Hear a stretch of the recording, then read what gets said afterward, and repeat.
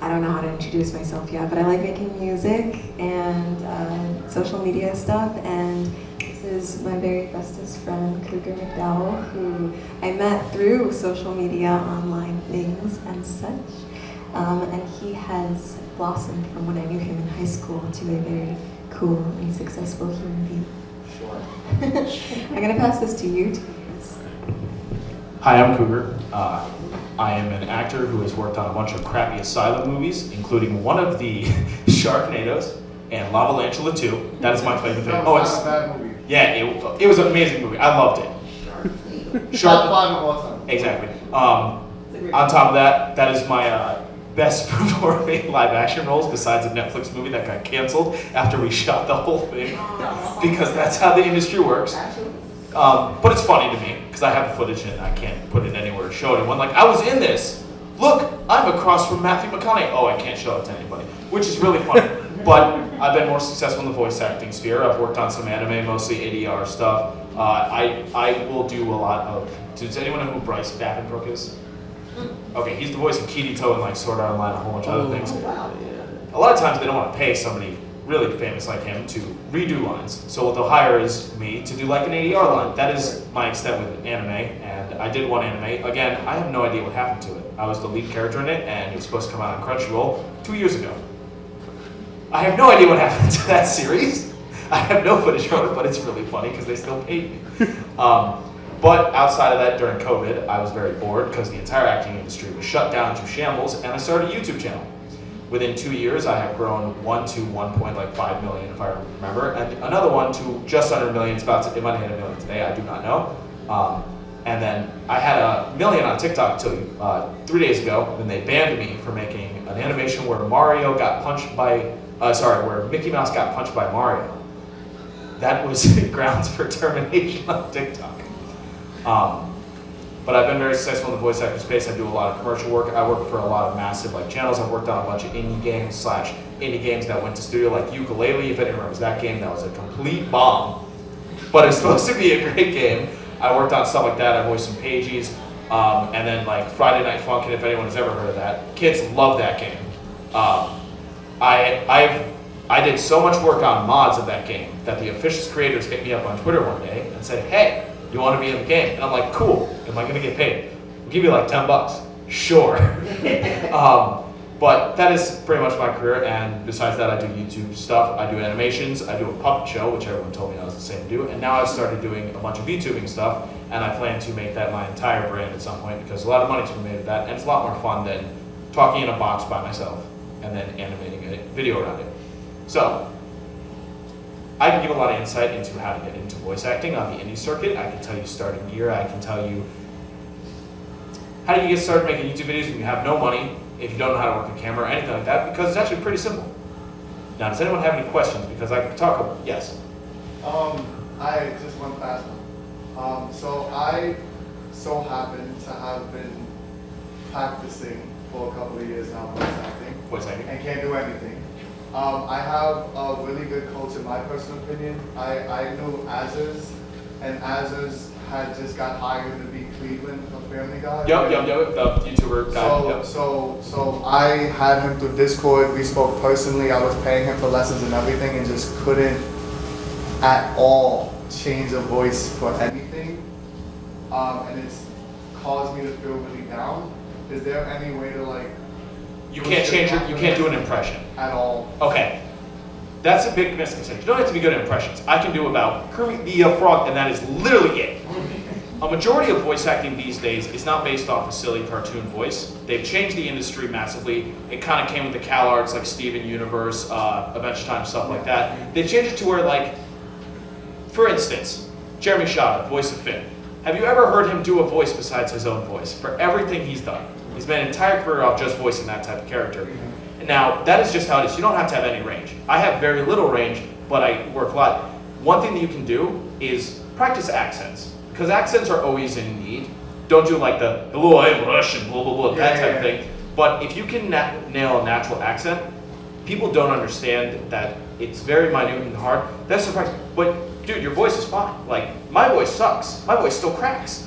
But people hire me, it's all about, if you can get good at acting, doesn't matter what you sound like.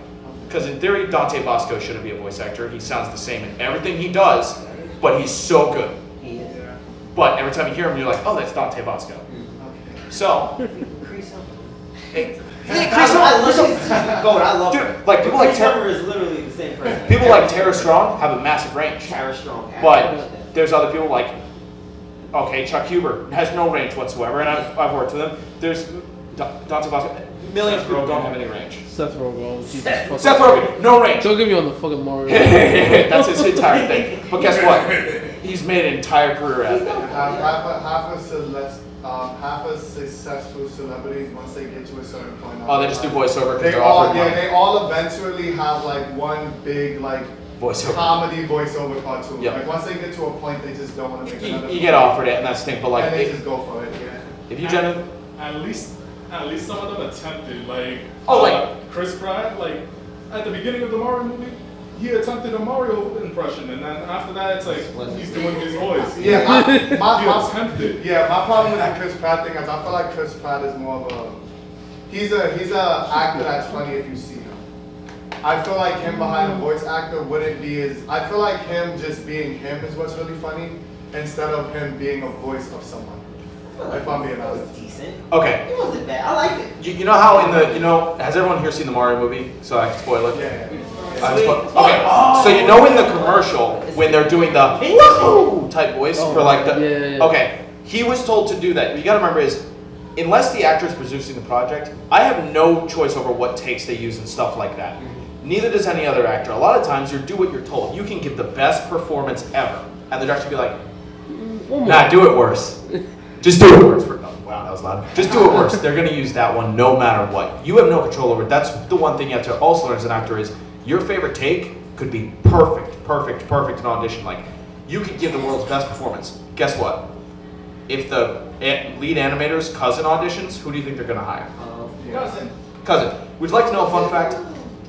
The Stranger Things kids, did you know 3 of them are related to the producers of the show? Yeah, I did. They don't like that public knowledge. 3 of them are related to people who pay for it. Hollywood is full of nepotism, which is why YouTube is kind of so great, because you can cast yourself in every single project you do. I voice in every video, not because I'm like, yeah, I get to be the voice of, like, in all my videos. It's not because of that, it's because, one, for it's easier, but no one can tell me what take to use, I can use it myself. As an actor, your job is to bring someone else's vision to life. And if you don't fit their exact thing in their mind, they're not going to hire you. That's nothing to do with your acting ability. Yes. Okay. My question for you is, so bringing it back down to a very, very, very, very low level, how can you get into voice acting at the very beginning? Okay. Would people like visual aids? Sure. Okay. So, if you're an actor or creative, let's face it, we're all broke, especially to start with. Yeah, see? Let me tell you, just an example. When I started the YouTube channel, I was so broke as an actor, because I was an actor, even though I'd done these movies, because guess what? I worked on a movie for a month. That was Sharknado. That has a $5 million budget, believe it or not. They make it look bad on purpose. Guess how much I was paid for like 3 weeks of my time? I was paid $500 for a movie that made them millions of dollars, because that's just how it is. So, during COVID, I came back here, I was broke. I couldn't afford Wi-Fi. So you know what I did? I got a job at a gas station that had Wi-Fi. And I started going to work every day just to use the Wi-Fi to upload videos and download music to make more videos. So it doesn't matter how broke you are, there's always a way. This is, some biscuit. I got a lot of stuff in here. This is a good medium mic that I just ripped the pop filter off. That was fun. 1 second. Should roll this out. Don't know why I'm using the microphone. No, I got it. I want to break my own stuff. Okay. This is voice acting on a budget's best friend. This is called a Blue Yeti. It is a tin can piece of garbage. But if you can learn how to clean audio in Audacity, which is not hard, look up a channel called Booth Junkies. He will teach you how to clean your audio for free, or at most $60 using Reaper. You don't have to buy all these expensive things. This mic cost me $80. This is the old model, very old. This is like 6 years old. This is the first mic I ever used. I booked a national commercial on this that paid me $20,000. Because guess what? They don't care what you sound like in the audition as long as it's somewhat legible. This can do, I know a huge streamer, her name is Cottontail VA. She's a VTuber, massive. Makes, I kid you not, she told me the other day, $73,000 a month off Twitch. still uses this because she knows how to use it. I know, insane, right? That cost her $60. The biggest thing is like you can have the best microphone in the world. If you don't have a treated space, it will sound bad. No matter what, it'll sound bad. Now again, proofing a booth or even a closet is expensive if you're going to do the part way. But there are very cheap ways to do it. Again, a channel called Booth Junkies is great if you want to get into voice acting or even just any type of streaming stuff. Soundproofing is so important because this is a rule of filmmaking is like people can watch something that looks bad. We've all watched the Blair Witch or a movie equivalent, right? That movie's not fun to watch. It's terrible. You get motion sickness for a lot of people. But how's the audio sound? Do you ever notice that the mic peaks or anything like that? No, because if you hear bad audio, your brain is like, I can't keep watching this, I gotta click off. But if you can get your audio sounding good, people can watch something that's blurry on, like, here's the thing, I also worked for Mr. Beast for a while. He purposely shoots shots out of focus because it's a way to engage people. I kid you not, because they're looking at like, wait, is that blurry? It's a formula he has written on a board. That dude's a genius. He's literally changed the entire YouTube editing space. But biggest thing is soundproofing. If you go and buy the special foam, it'll be like $5 a foot, and that's insane because you have to proof like what 20 square feet is the average closet, like if you count the top floor, all that. Guess what? If you take that $20, you can go to Home Depot, buy yourself the biggest moving blanket they sell, put that up on the wall, and tack it there. If you can put tacks, if you can't, there's other ways. But that is great soundproofing. A moving blanket. They're blue, they're striped, they're ugly as heck. They're great for soundproofing. It's not going to keep sound out, but it's not going to have the reverb, which is like when your voice hits the wall and bounces back and goes into the mic. That's what makes it sound like kind of echoey. That's all you have to take care of, and you have to like turn off the AC and sweat inside a very small box, which is the fun part of voice acting. It's very hot, but you can proof a fucking closet. Sorry, part of my French. You can proof a closet for like $20. It's all about the will and the way. My first booth ever, I made out of heat shielding, which is a material used to like keep a fireplace from catching a floor on fire because I had nothing else. And blankets. Blankets are for you. How many blankets do you have in your house? At least 5? You can proof a wall with that. Probably 10. What did you say? Probably 10 for me. Exactly. See? 5 of those, sacrifice them from the bed, hang them up over the wall, all that stuff. You can never put too much soundproofing up. And also another thing, don't record. People say record in a bathroom. Don't do that. I don't know who came up with that idea, but tile is like perfect for sound bouncing off into the microphone and ruining it. But again, for $60, you can at least get serviceable audio with this. And this is super easy to use. You literally plug this into your computer, change the mic interface, good to go, forever. They don't break either. I've dropped that thing. I've taken on planes. They've thrown it around. Still works, but I don't use that because I hate that thing. Yes. All right, so we know how to get started. Oh, audience question. Yes. How would you get your first job in voice acting? Okay. Okay. So there's one, you beg your friends who make things, be like, "Can let me audition." There's a bunch of ways. Twitter is huge for the indie circuit right now. You don't have to have an agent to get voice acting work. I booked that $20,000 Buick commercial off of ad online, and there's a lot of really like sketchy ads. Some great websites are like Casting Call Club. That has a bunch. Some of those projects will never come out because again, there are a bunch of amateurs doing it. On Twitter, if you just type in hashtag voice acting, you will see people just posting like for their thesis films, stuff like that, and that like these will be some of the greatest projects you'll ever work on. Like you won't get paid anything, or maybe like $10 because it's a college student making anything. But this college student has put their soul into this one piece of animated content. Like for example, does anyone here know who Busy Pop is? She made Has Been Hotel and Hell of a Boss. Oh, okay. Has Been Hotel. Okay, yes. I worked on her first film. It's called Timber. Now, that is where all those series came from, was from that one short. She put her heart and her soul into that and a furry animated music video to Kesha's song, Die Young. And that has gotten her a TV show picked up by A24. And it's insanely 10 million views plus every single episode online, animated. And you gotta remember, she did this all without a studio. She funded out of her pocket, it took her years. But if you have will, there's a way. But same with voice acting. You could audition for a million things and not get them. You could do the worst audition you ever did. Man, I like the sound of that guy's voice. I'm gonna hire him. So Twitter is kind of the main space for indie. There's a pay-to-play website, but it's like $5 a month. So if you can afford $5, it's called Voices123. That one is $5 a month, and you can just audition for as many things as you want. It's just, they hide it behind a paywall because all those projects are paid. So you will have more competition. There will always be more competition from people paying money. But don't be afraid to do free work. Like a bunch of voice actors say, don't ever cut yourself time. Sure, it's not wasted time, it's practice. Because you can't get better at this without practicing, and no matter how good you are at like talking to yourself in the mirror, you can't give yourself honest feedback. Like we all look in the mirror and say, man, I look like crap today. That's me every day. I don't even listen back to some of my audio, so I'm like, oh, that sounds gross. But if you just do that, a lot of times they won't give feedback on auditions, but if you ask them nicely after the cast call closes, you can do a follow-up email. There's no harm in asking. The worst they can say is no, or just not respond to you. They ghost you, but just ask people for audition. You can take classes. That is one way, and that's a great way to make connections in the thing, but like don't take classes until you have a bit of practice, because then you're just wasting your money to be taught the basics when you can, again, this is a $10 book, Voice Acting for Dummies. It has some great tips in there. Like obviously reading about acting and doing it are two completely separate things, but it is a fantastic way to just learn, practice, get the like base, like lay your cement, and then take classes to polish your skills. But pretty much there's that. Discord, there's a lot of voice acting. There's a Discord called Voice Acting Alliance. That is a great one. Has about like 1,000 members. And that's like an official sponsored Discord server. I don't know the terminology for it. But anyone can come in, anyone wants to be a voice actor, amateurs, there's like pros in there. Like the official new voice of Mario, because I didn't tell you this, but they're recasting him for a lot of the games now that Chris Pratt's the voice, so that's the voice you're gonna hold the standard to. Yeah, welcome to the industry. He's in there, and he's one of the mods. And if you ask him questions, he might not respond right away, but he will just give you any information. A lot of people are open about all this information. If you can just DM random voice actors online, they'll give you advice.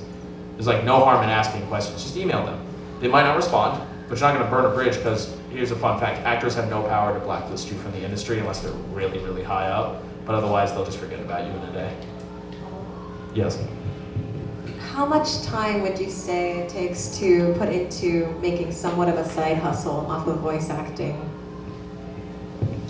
What's a side hustle amount? So, how much would you want to make for us? Someone give me a number. $2,000 a month. $2,000 a month. See, that's not a lot of money here in the city. That's a lot where I live. So like, you're making more than some people that work real jobs. If you want to make $2,000 a month, it's not hard if you're willing to hustle it, but a lot of your job as an actor is not acting, it's auditioning. Because like, you'll do like 100 auditions and get one until you have a name. At some point, you can just get hired off your name or recommendation. Like the more things you do, the more they'll be like, oh man, Cougar was great. Like with Friday Night Funkin', I was, because of my channel, the guy who was doing the mod asked me to voice his character. And then I did that, and it turned out to be like the biggest mod of all time for some reason. I didn't even know about the game at this point. I was like, sure, the character looks cool. I don't care. I'll do it for free. Which character? Tabby. Yes, I voiced Tabby. Tabby, and then from Tabby, I ended up voicing a character called Agati. He became like the 5th biggest character of all time. Then I voiced Agati's dad, Soul. All because I did one project for free. It led to droves of paid work and or referrals to do other work. So don't be afraid to do free work. But if you want to make $2,000 a month, it's not, unless you're really lucky. I know someone who like did their first audition ever and booked it and then became a series regular, and now he's insanely rich. But that's because he's the most charismatic, attractive man on the planet, and he just did a Netflix movie called The Man from Florida. I don't know, it's got Kevin. He's a really handsome guy who's on a daytime soap opera. But, you could audition for years and never get anything. This is something that, like, if you want to make $2,000 a month, it's not as easy as like, 10 jobs you can do as a side hustle. They always list voice actor. I'm like, that's not that simple. You can't just go and do that. Okay. But at some point, you can get the audition for this one thing. Like, I work for a massive channel where they have like 5 million subscribers called Game Tunes. They do like animated parodies for like Huggy Wuggy, Poppy Playtime, FNAF, stuff like that. Them, I generate for like less than 10 hours worth of work a month. From that, I generate about like $4,000. Just by getting in, hey, I'll do it for free. And they're like, oh, we pay $50 minimum. And like some voice actors will be like, ugh, only $50? I'm like, you're paying me to talk into a microphone and be like, hi, I'm Coach Pickles. And that's not glorious work, but like, if you're easy to work with, fast, approachable, stuff like that, you'll just get work. But if you want to make $2,000, I'd say give it at least a year of just practicing, because like you need a year to get your foot in the door with every single other indie creative ever. because everyone knows everyone when it comes to like game development and animators. We all know each other online. We might not talk that often, but I was like, hey, this guy asked me about voice acting. Could you like, give me a feedback? I'm like, yeah, I worked with him. He was really good. Blah blah blah blah blah. Best and worst experience. I was fired from Hell of a Boss and Has Been Hotel. After I did it for free, she fired me. After I had a contract saying she couldn't fire me, she bought me out. That is the curse of my existence. And she won't admit that. And not just that, I don't have any of my footage anymore. Best experience, recently, it always changes, but there's an online series called Metal Family. It's like big in Russia, but like it's just like a huge internet series, not so much used like television, but they're pitching it to Netflix actually officially now after like doing like 2 seasons. I got to voice the mom, which that was pretty cool. Because they wanted a really gruff voice, but still a phone. I'm like, I can do that. I auditioned up. See, that's the thing. I auditioned for a female character. Some people were like, you're not going to get it. I was like, it was fun to do. And then they hired me. And they barely speak English. And it's really hard to do recording sessions because they're trying to translate the Russian version live while I'm speaking English. And they don't speak perfect English, but they're really loyal people. And they've already signed a 2-season contract with me to pay me no matter what, even if the show gets canceled. And if it gets picked up, I get to keep my role. That one's set in stone versus the other one where it's like, oh yeah, I helped them for you. And like, just that, no, we don't want you anymore. Sorry, we can hire the, fun fact, the Has Been Hotel TV show that's coming out this summer. That'll be filled with Hamilton cast members, if anyone's a fan of them. They wanted Broadway level singers, so they hired the cast of Hamilton and fired all the old voice actors. That's unfortunate.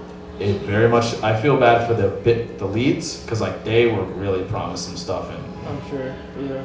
rip. Last bit of advice that you would give? For voice acting, just because someone tells you you suck, don't believe them, because I'm going to use a bad word here, but opinions are like assholes. We all have them, and some of them are wrong. I was told my first thing ever to happen to be this massive, massive project from, who remembers the Brony fandom? Yep, okay, so I auditioned for a massive project in that, and I got it, and I did a bad job. I look back at that occasionally, and I'm like, oh my god, I should have never done this. That's how bad I am. But my co-cast member, after it came out, said, I don't know why they hired this person. They are so bad, they should never, and this is someone I looked up to, like someone in the voice of video, I was like, wow, they're so cool. After it came out, they're like, I don't know why they hired them. They sucked. They should have hired my boyfriend instead. And like a long back when Tumblr was like everyone's favorite website, a long Tumblr rant about why I suck so bad. And for a minute, I was like, I'll never do that again. But then they're like, I was like, no, I'm gonna go shove it in the face. And now, like, to me, like back in the day, they had like 10,000 followers. That's a huge number. But then I'm like, I passed you in 3 days on YouTube. So spite's a good motivator, but don't let it control your life. Because spite's a great motivator, but it can make you a bad actor at times. Because you're like, oh, I'm gonna get this. When you're supposed to do a happy scene. Hi, how are you? But everyone has their own motivators. One thing is very self-motivating, and it's very hard to be because like you're gonna have so many no's, and like you're gonna get some things, be like yes, and then someone related to the producer is gonna come in and take your role. And there's nothing you can do because you don't have control unless you make it yourself. Because like that has happened to me a couple times as like a film actor. Like I was supposed to do this thing with Bryan Cranston called The Judge, and then like more producers came on. Nope, I was like, oh. But that's just how it is, and that's just kind of how it works. But like at this point, like I make good money from this, and it's something I really enjoy, and this is something you have to have the passion for. You want to do it as a side fun thing? Who knows? You can get massive. I know some people who like just did it as like a patch thing. Their main thing was music, but like yeah, I'll voice act, and now they're in like legit shows just because like they're that good naturally. And you're always going to want to compare yourself to someone else. Don't do that. It's really bad for your mental health when it comes to this because it's really depressing being an actor sometimes. But you should still do it because the highs are super high. Like when you get to do something you really worked hard on and something you love, it's just great, but sometimes it's going to be demoralizing. But it's a lot of like, get up. It's like going to the gym. Oh man, got to go to the gym. No one's going to tell you to go to the gym. You got to tell yourself that. It's got to be something you got to do. But you can make some awesome stuff. Like, and you can get a random kid on an airplane and be like, oh my god, are you the voice of Tabby? While he's playing Friday Night Funk, because I was doing an impression for someone sitting next to me. I was like, crap, now I gotta talk to a child the whole flight. Yes, I am the voice of Tabby, how did you know? But, you know, that's kind of the fun part of it. It's not really the fame. Some people it's fame, but don't do this for fame either. Voice actors aren't famous. They have no real clout. They say they do, they don't. And don't do NFT projects because Twitter will cancel you, I learned. As like a voice actor, even if you sign up as a voice actor, I had no idea what an NFT was. Like, I know about crypto a little bit, but like, I was like, oh, it's just a picture you pay for? I don't know. I was like cast in like an NFT game. Oh, Twitter had a field day. I was like, I don't even know what an NFT is. They just offered me money and tried to pay my bills. But does anyone have any questions? I can also talk about content creation because like, I don't know what kind of approach to take with the roles. I've done a couple of roles before, and I never know how. And my boyfriend was actually casting one, and he said I didn't sound, excuse my French, bitchy enough. But he doesn't give enough. He said purposely doesn't give enough details on the character to see how a person's going to. was this for a film or for a voiceover thing? This is They're for different. voiceover. Okay, voiceover. Voiceover's a good thing to like note, like the level you give, because you know how the stage actors are like, oh my god, I'm driving a car, because you have to project. Film is very small, but it feels big because it's big screen. Voiceover's right in the middle, so you have to be elevated sometimes, but you never really know. It's something you got to be happy with. Like me, this is something I did for a long time, and every voice actor told me don't do it. I'd end all my auditions with, well, if you made it this far, you probably don't hate me. And that has gotten me hired, but it's also gotten me not hired. Does that make sense? It's all a personal thing. So sometimes, you know, I try and do as much research as possible on the person. Like, I deep dive on people. I'm like, all right, what is this person? What do they find funny? Like, if I see they like really big comedy, I'll be like, yeah! But if I see if it's more minute, or like, try it. If they've made something before, watch it. Because people have a style and will always stick to that style. So if they wanted a big performance before, you give the big performance. But a good thing is when you audition for stuff, you should do 3 takes. It's either ABC, which is you do all 3 lines in like the high voice, and then you do the next 3 in like a deep voice. If you can show as much range as possible in those 1 to 2 takes, it shows them you have range and they know you can hit the middle, so you have to look for the middle. So if you do 1 right here and 1 all the way up here, like big performance, small performance, if you go, they know you can pull off the middle performance. But sometimes they only want you to do 2 takes. So it's, don't do 2 takes that like are both really good, but they're really similar. First take, do what you think they want, you know, the banger take, that. Second take, do the weird one. If you ever audition for a commercial, let me tell you, they are sick of hearing people say, I'm Cougar and I really like the taste of Pepsi. It's cool and go down my throat. Now if you do it really wild, like for instance, I did an Advil commercial once. It was like a kid on a skateboard. It's like, gets in fight with another kid, pushes him down and like that, because they bump into each other. The first take, I was like, oh man, my back feels so much better. They didn't care. They've seen that a million times that day and or listened to it. On the second take, I was like, yo, why'd you push me down? And I made a really big joke of myself. They said they hired me because of that. It's, if you can give them something they haven't seen, because every actor is going to do about the same job if they have any type of talent, because like acting, voice acting is not hard. I know everyone thinks it's hard. It's not hard. It's just being yourself and sometimes changing your accent or something. But like, if you can give them something they haven't heard, because like, let me tell you, I've held casting calls. It is a slog to sit through. It's like, oh my God, this person's so good. But after like the first 5, I'm like, You don't even listen to them fully at that point. It's kind of that's another thing. They will only usually, unless they love you, they will only listen to like the first, okay, let's say just an average. If the entire audition's a minute long, you're lucky if they'll listen for 15 seconds if they've got like 300 auditions. You gotta remember, like 15 times 300, that's a lot of minutes. I'm not that good at math at the moment, but that's a long time. People get bored. So if you give them something unique, it's gonna stick in their mind. Another technique I've learned that works really well with voiceover is if they allow video submissions, trust me, do the video submission, and if you can be one of the first people in the door to audition, like sometimes if you're first, you'll just get the role, because if it's their first time ever doing a project, if you edit it and do a video, like my one channel was literally just a place I toss auditions. If you put the picture of their character and there's now a voice to it, their brain automatically associates, whoa, that's just what he'd sound like, just because the visual's there. So, and if you're first in the door, you're the standard everyone's got to compete against. You're already up here. If they haven't heard anyone else, you're all the way up here. Granted, someone's better, then you're like, whoa, this person's even better. But if people are the same level as you, they're automatically going to be lower if they're second. It's kind of like first or last. If you're not first, you're last. First come, first. First come, first serve. That's a better saying for it. But a lot of it's just bringing your own personal thing to it. It's not really about, you don't know what someone wants. That's the thing. Like that's, you can try and decipher it, but you don't know what they want. You can try your best to figure it out, but a lot of times just doing a good job, walking away forgetting about it, and then getting an email like maybe 2 weeks later, hey, you got the role, or you just forget that you auditioned for it altogether. You gotta learn to forget. Like, don't put your heart on a single audition. It'll drive you crazy. As someone who, like, when I auditioned for her series, I was like, God, I hope I get it. God, I hope I get it. God, I hope. And it drove me crazy for like 7 days. That's not healthy, because then you can't do anything else. Just audition, move on, and then. Any other questions? Is there any current projects that you wish you could be part of, like anything big in the animation?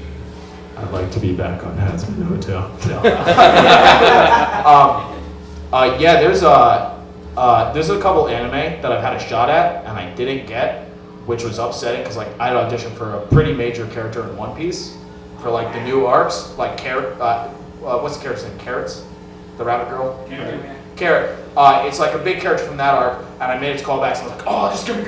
Nope, didn't get it because they hired someone that they knew, which is something that happens sometimes, but it's fine. But like, I auditioned 7 times so far for My Hero Academia, and 5 times I've made it to final callbacks, and that is like, just personally for me, and I know everyone says My Hero Academia fell off, it's just like, that's the anime that got me back into anime, because it was quick, easy to digest. That's something I've really wanted to work on. Growing up, I wanted to be in Naruto, because that was my favorite show. I don't want to be in Boruto, though, no. I've auditioned for it, though. It's the same thing.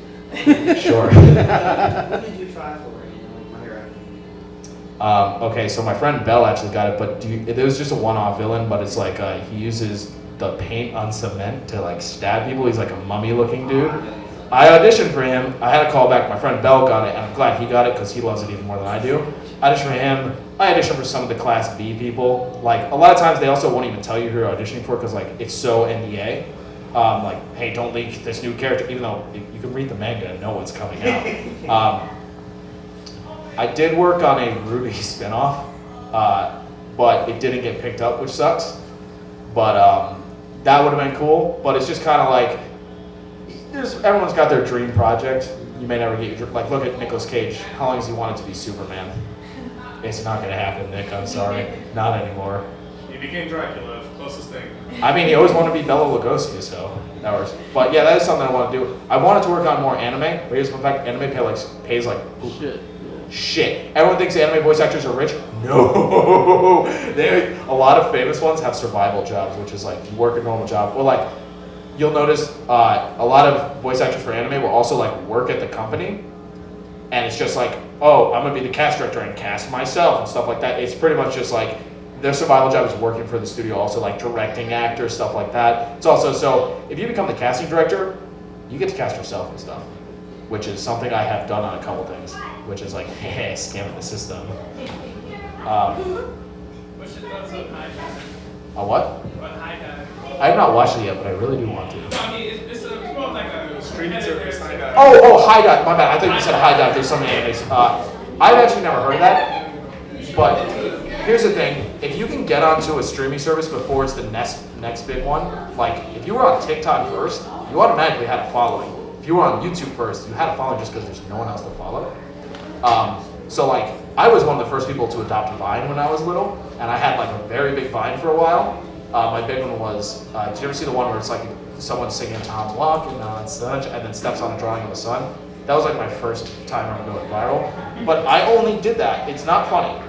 But people thought it was funny because there's nothing to compare it to. YouTube is harder nowadays because there's so many great people to compare it to. But like, look at Michael Reeves. He has no idea what he's doing with his editing sometimes, and he just blew up overnight. Like, but if you can hop on a streaming service early, if you really want to do like content creation or something, you have a much bigger chance. Like if you have 5 options to choose from versus 50, you have to pick one of those 5. That's a lot better shot. But I have not dived into High Dive, but I did do a Rumble deal recently because I was like, yeah, I'll double upload my stuff on there for money, sure.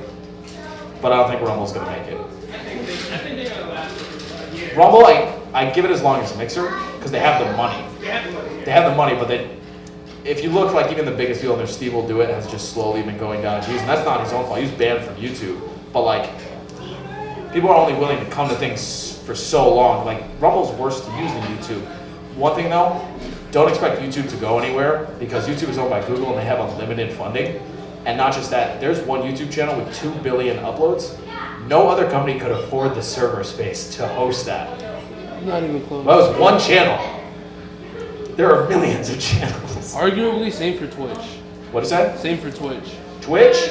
Twitch. Twitch is having a lot of publicity issues, but guess what? Twitch is not run to make a profit.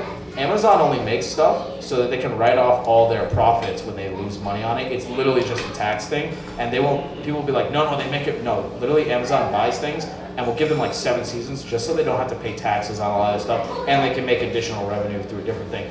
That's why Amazon does entertainment. It's a way to write off their like trillions of profits a month. But everyone in the entertainment industry is like, oh yeah, if you're doing an Amazon series, they won't promote it unless it's like a massive thing.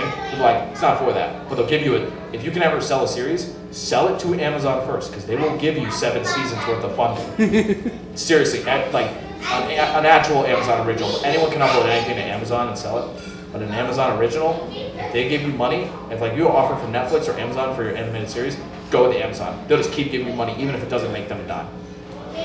I kid you not. Netflix, they'll catch you in a second, even if you have a contract. Like Gorillas is supposed to have a movie come out this year. I have anymore. Because Netflix's animation's up and down, but like AI art is going to take over the animation industry and make us a lot more animation, but it's going to look a lot worse. Thank you, everybody. Please give Cougar a round of applause.